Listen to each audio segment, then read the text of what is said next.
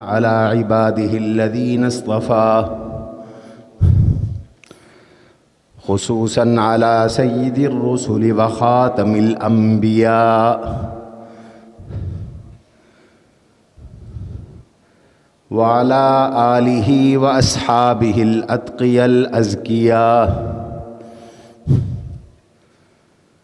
أما بعد فأعوذ بالله من الشيطان الرجيم. بسم الله الرحمن الرحيم. وَلَقَدْ صَدَقَكُمُ اللَّهُ وَعْدَهُ إِذْ تَحُسُّونَهُم بِإِذْنِهِ حَتَّى إِذَا فَشِلْتُمْ وَتَنَازَعْتُمْ فِي الْأَمْرِ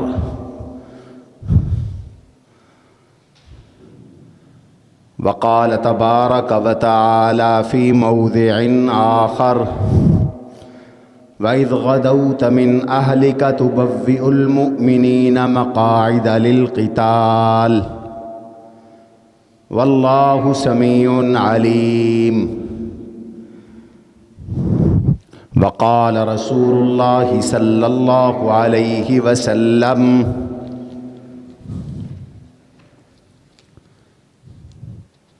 إن روح الأمين نفث في قلبي روعي أن نفسا لن تموت حتى تستكمل رزقها واتقوا الله وأجملوا في الطلب وتوكلوا عليه. وقال رسول الله صلى الله عليه وسلم إن الاختلاف والتنازع والتثبت من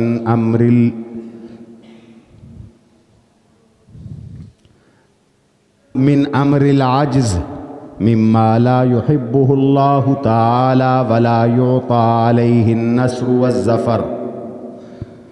وقال رسول الله صلى الله عليه وسلم من كان يؤمن بالله واليوم الآخر فعليه الجمعة إلا صبيا أو امرأة أو مريضا أو عبدا مملوكا أو كما قال رسول الله صلى الله عليه وسلم. صدق الله وصدق رسوله النبي الكريم ونحن على ذلك لمن الشاهدين والشاكرين والحمد لله رب العالمين. اللهم صل على محمد وعلى آل محمد كما صليت على إبراهيم وعلى آل إبراهيم إنك حميد مجيد.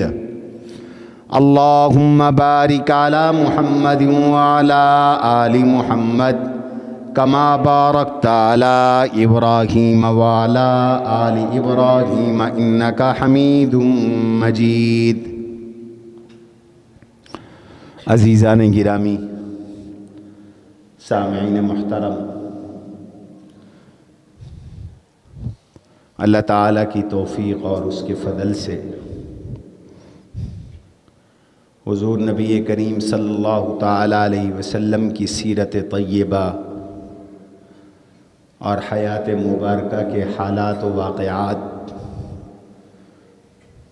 ایام و لیالی کا تذکرہ چل رہا ہے۔ گزشتہ جمعۃ المبارک کی مجلس میں غزوہ احد کے پہلے حصے کا کچھ تذکرہ آپ حضرات کے سامنے کیا تھا۔ بات یہاں تک پہنچی تھی کہ جمعے کے دن جناب رسول اللہ صلی اللہ علیہ وسلم غالباً 6 شوال المبارک شوال المکرم سن 3 ہجری کو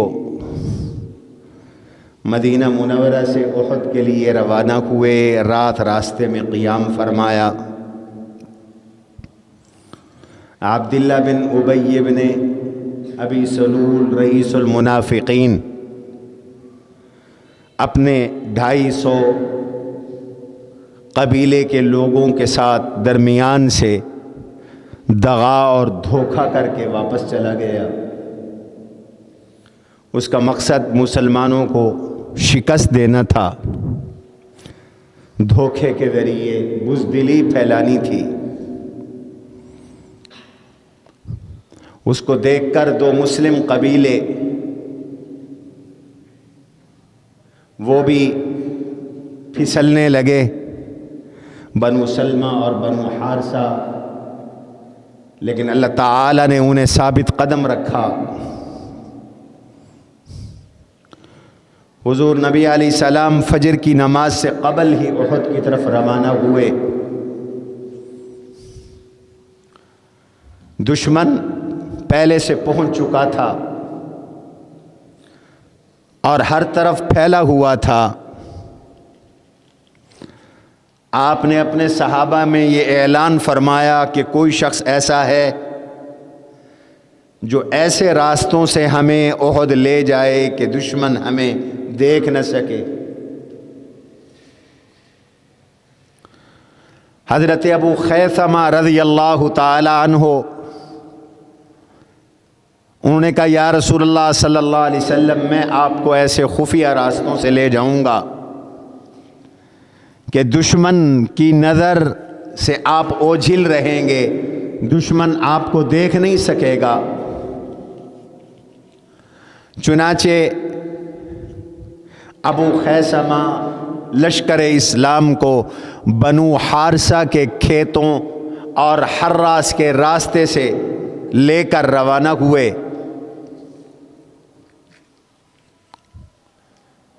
یہ گمنام اور غیر معروف راستہ تھا۔ راستے میں ایک منافق جو آنکھوں سے بھی اندھا تھا، مربا بن قینطی اس کا نام تھا، یہ بدبخت کہنے لگا کہ اگر آپ اللہ کے سچے رسول ہیں تو میری زمین سے نہ گزرنا۔ یہ بغض اور حسد میں جلا ہوا تھا۔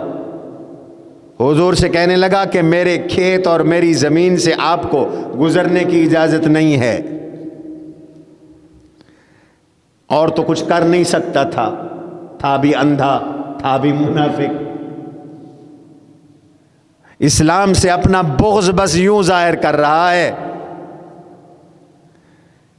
کہ میری زمین سے تو نے نہیں گزرنا۔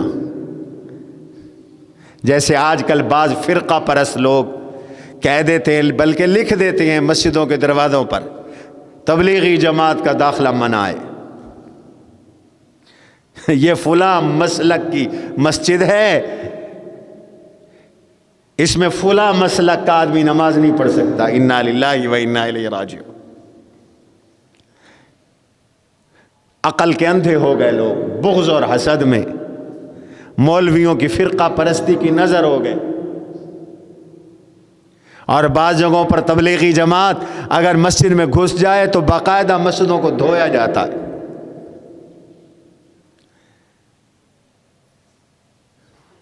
اتنی کچے تمہارے ایمان ہیں اور اتنی کمزور تم ہو کہ مسجدوں میں تبلیغی جماعت کے آنے سے تمہاری مسجدیں ناپاک ہو جاتی ہیں۔ رحمت عالم صلی اللہ علیہ وسلم کے حیات طیبہ میں سن 9 ہجری میں نجران یمن کے علاقے سے ایک وفد آیا تھا عیسائیوں کا، وہ 60 ارکان پر مشتمل تھا۔ اللہ کے نبی علیہ السلام نے ان غیر مسلموں عیسائیوں کو مسجد نبوی میں ٹھہرایا اور وہ کئی دن تک ٹھہرے رہے اور اپنے طریقے کے مطابق وہ عبادت بھی کرتے تھے۔ وہ تو تھے ہی کافر، مسجد نبوی تو ناپاک نہیں ہوئی، حضور نے مسجد نبوی کو تو نہیں دھلوایا، اور تم مسلمانوں سے تمہاری مسجدیں ناپاک ہو جاتی ہیں اور تم لکھ کے لگا دیتے ہو دیوبندی یہاں نماز نہ پڑھے، تبلیغی جماعت کا داخلہ منع ہے۔ تو یہ تو پلے درجے کی حماقت ہے، جہالت۔ تو یہ بغض کے اظہار کی ایک صورت تھی کہ یہ اندھا منافق کہنے لگا کہ میرے کھیت سے آپ کو گزرنے کی اجازت نہیں۔ جناب رسول اللہ صلی اللہ تعالی علیہ وسلم کے صحابہ کو بڑا غصہ آیا. آپ نے صحابہ کہنے لگے یا رسول اللہ ہم اس کو قتل کرتے, اور دوڑے صحابہ اس کی طرف. آپ نے منع فرما دی. اسلام میں منافق کے قتل کی اجازت نہیں ہے. حضور نے کافروں سے قتال کیا, منافقوں کسی منافق کو قتل نہیں کیا حضور صلی اللہ علیہ وسلم.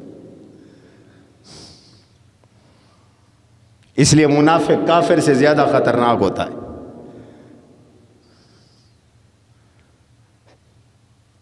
آپ نے فرمایا چھوڑو, یہ آنکھوں کا بھی اندھا ہے, یہ دل کا بھی اندھا ہے.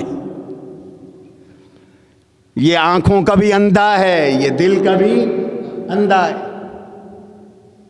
اور جو دل کا اندھا ہے اس کو کبھی ہدایت نہیں ملتی. من کان فی ہذہ اعمی وہو فی الآخرۃ اعمی واضل سبیلا. فرمایا جو دنیا میں اندھا ہے, دنیا میں اندھے سے مراد یہ نہیں ہے کہ جس کی نظر نہیں, جس کی بصارت نہیں, بصارت بھلے ہو بصیرت جس میں نہیں ہے. بابا بصارت جائے بصیرت نہ جائے, ایمان کی بصیرت نہ جائے. قرآن کہتا ہے جو ایمان کی بصیرت سے کورا ہے, اندھا ہے, نابینا ہے, وہ آخرت میں بھی اندھا اور محروم ہوگا. اللہ ایمان کا نور نصیب کرے, دل کی آنکھ نصیب کرے.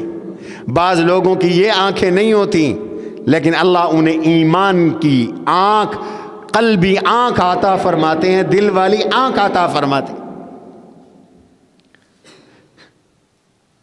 اور جس مسلمان سے اللہ بینائی چھین لے, وہ نابینا ہو جائے, وہ تو اس کے لیے مبارک ہے.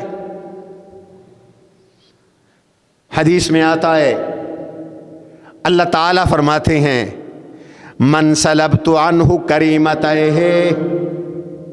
جس سے میں نے اس کی آنکھیں چھین لی, آنکھیں لے لی, میں نے اس کی نظر چھین لی, اس کو نابینا کر دیا, اس کے بدلے میں اس کو جنت عطا کروں. جو مسلمان تکلیف کی وجہ سے آنکھوں سے نابینے ہو جائیں تو اللہ اس کے بدلے انہیں جنت عطا فرماتے ہیں. دل بینا رہنا چاہیے. آپ علیہ الصلاۃ والسلام احد کے دامن میں پہنچ گئے, اور احد پہاڑ آپ میں سے کچھ لوگوں نے دیکھا ہوگا جنہوں نے حج و عمرہ کیا ہے, آپ کی پشت کی جانب تھا. صحابہ احد کی جڑ میں تھے, احد کی بنیادوں میں تھے. مشرکین مکہ مدینے کی جانب تھے.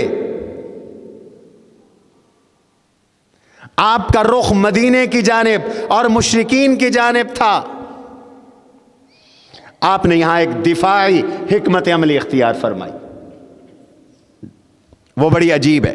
حضور علیہ السلام صاحب فراست, صاحب بصیرت, جنگجو اور سپہ سالار اور دنیا کے عظیم ترین کمانڈر تھے.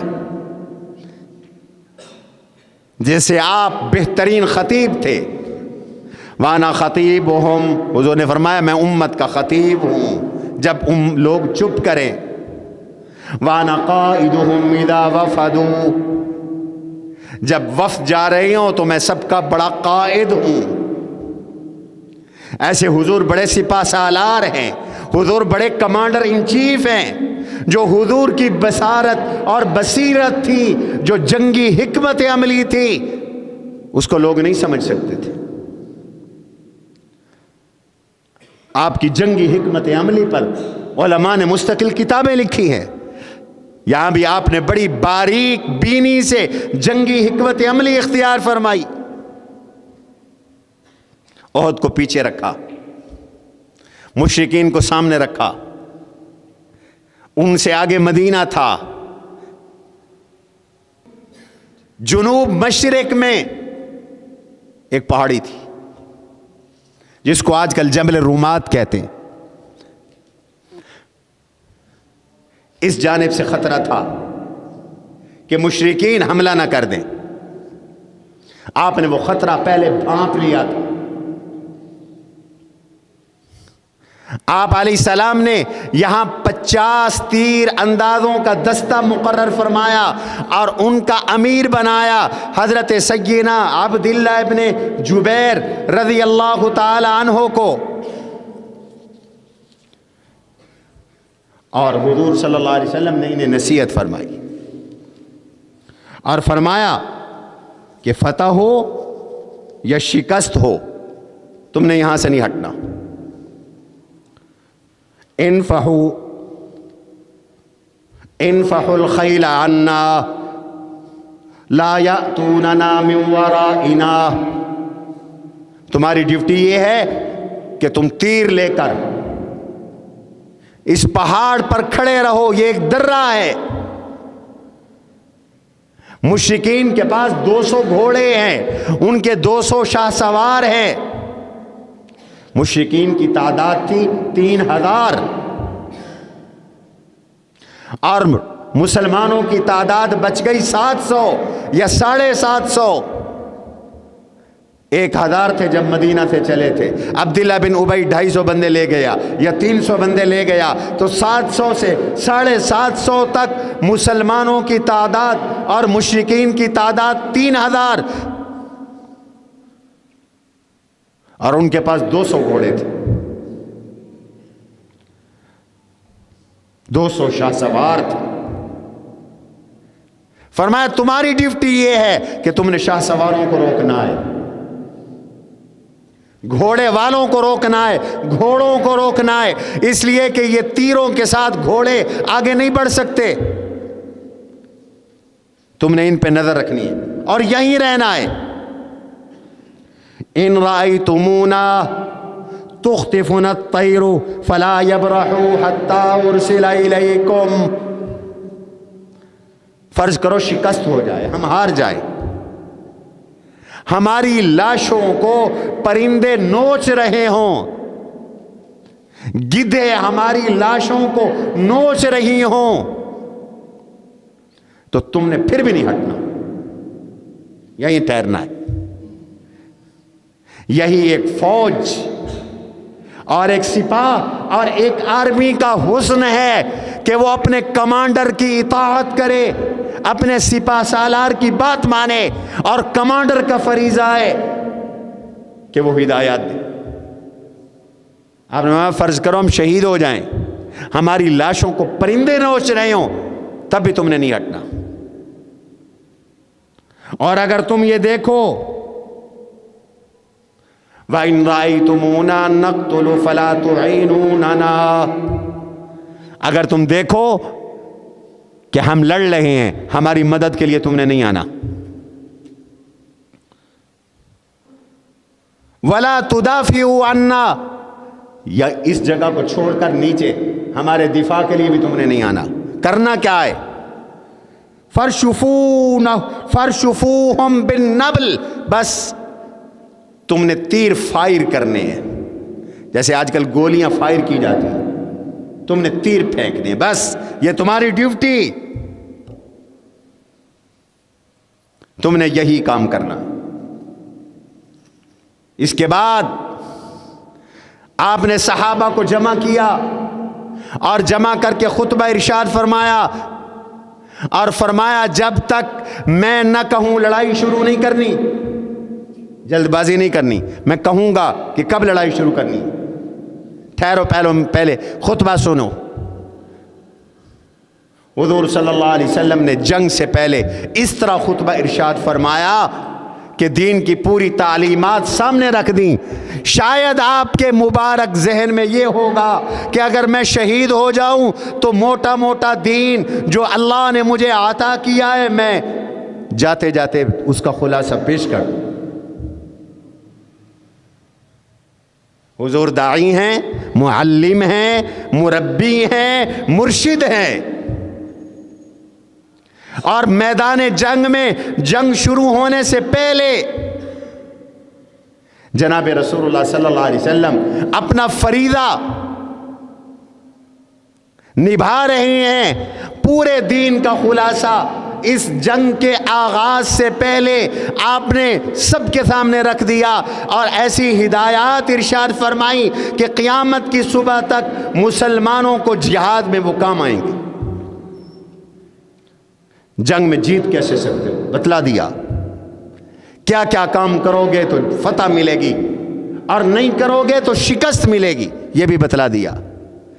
دین کا خلاصہ کیا ہے، دین کیا ہے، آپ نے اس خطبے میں یہ بھی ارشاد فرما دی۔ وقت نہیں کہ میں اللہ کے نبی علیہ السلام کا اس موقع کا پورا خطبہ آپ کے سامنے نقل کروں، میں چند اہم پوائنٹ آپ کے سامنے رکھنا چاہتا ہوں حضور صلی اللہ علیہ وسلم کے خطبے کے۔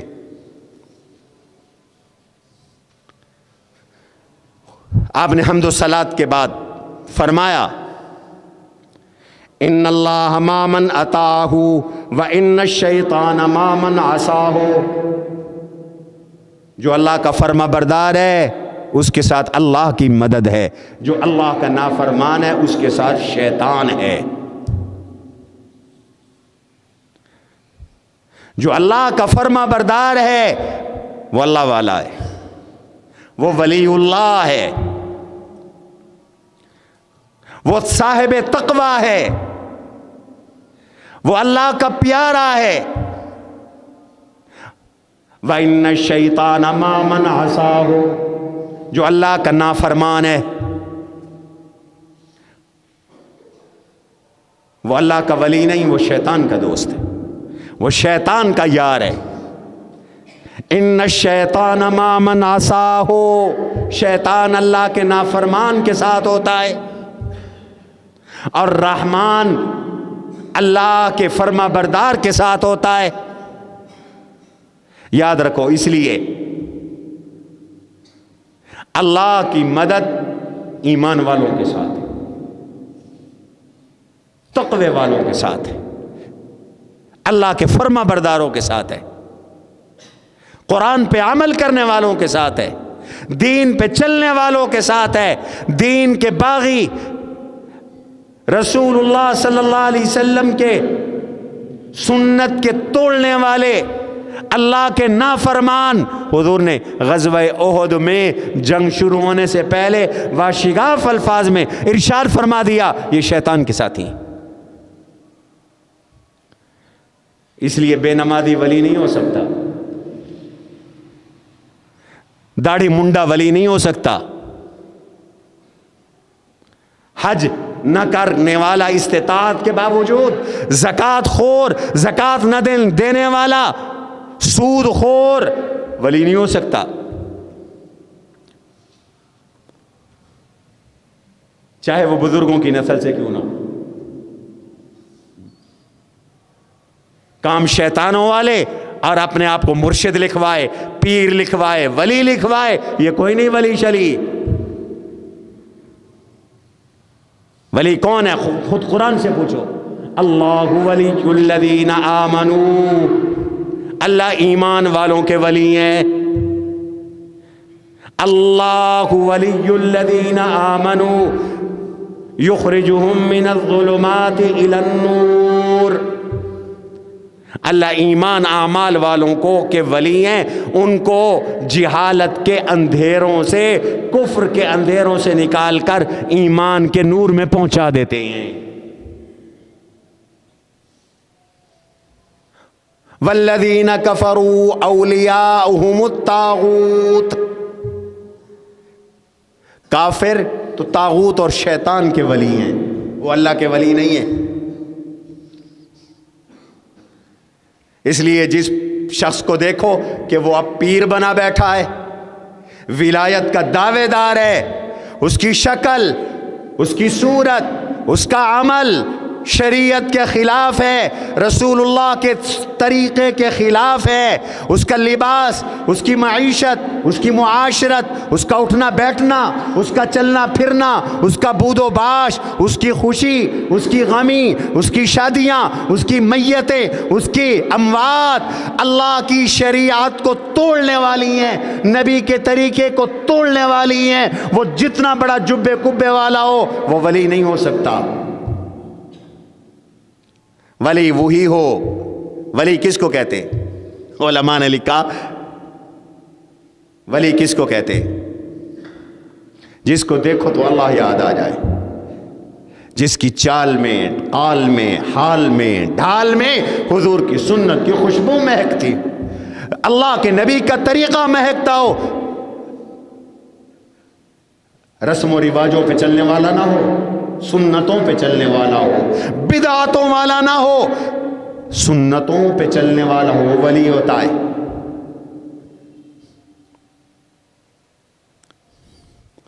میں اس کو ولی نہیں مانتا جو عورتوں سے پاؤں دبوائے، جو مریدنیوں کو پردے سے منع کرے، جو مریدوں کو نمازیں ترک کروا دے، داڑیاں منڈوا دے، حضور کی شکلیں بدلوا دے. میں اس کو ولی نہیں مانتا. ہمارے امام الاولیاء شیخ التفسیر حضرت مولانا احمد علی لاہوری رحمۃ اللہ علیہ دورہ تفسیر پڑھاتے تھے اور ایک شعر پڑھتے تھے. میں نے حضرت کی ایک تقریر پڑھی ہے دورہ تفسیر کی، اس میں یہ شعر پڑھا ہے، کار شیطان میں کند نامش ولی، فارسی کا شعر ہے، بڑا پیارا شعر ہے. کار شیطان میں کند نامش ولی، گر اینست ولی لعنت بر ولی. حضرت لاہوری کا بڑی اونچی شخصیت ہے. کار شیطان میں کند نامش ولی، کام شیطانوں والے کرتا ہے، نام ولی رکھوایا ہوا. کار شیطان میں کند نامش ولی، کام شیطانوں والے نام ولی. نماز ایک کوئی نہیں، روزہ ایک کوئی نہیں، زکوٰۃ اور صدقہ خور ہے، لوگوں کی لے کے کھا جاتا ہے، خود دیتا کوئی نہیں. عزتیں لوگوں کی لوٹ رہا ہے، عورتوں کے سروں کے بالوں کی چوٹیاں کاٹ رہا ہے. واہ واہ. حضور نے کافر لڑکی کے سر سے چادر نہیں اترنے دی بلکہ چادر ڈالی. یہ مسلمان بچیوں کے سروں سے چادریں ہٹا کر بال کاٹ رہا ہے. بال کاٹنے عورت کے بال کاٹنے پر اللہ کے نبی علیہ السلام نے لعنت فرمائی ہے.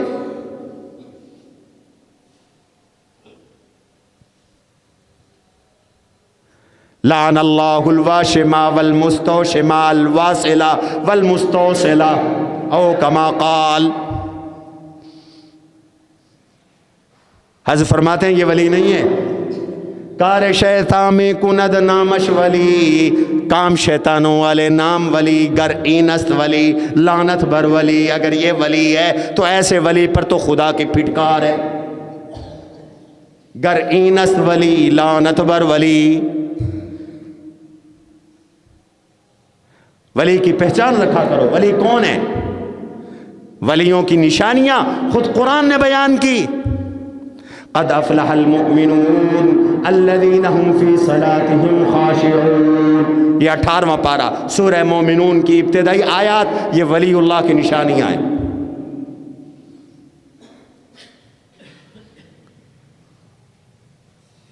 اور بھی کئی جگہوں پر اللہ نے اولیاء اللہ کی نشانیاں بیان کی. وعباد الرحمن الذین یمشون علی الارض ہونا واذا خاطبهم الجاہلون قالوا سلاما. یہ رکوع ولی اللہ کی نشانیاں بتا رہا ہے. فرمایا جو اللہ کا نافرمان ہے وہ شیطان کا یار ہے، شیطان کا ساتھی ہے، شیطان کا دوست ہے.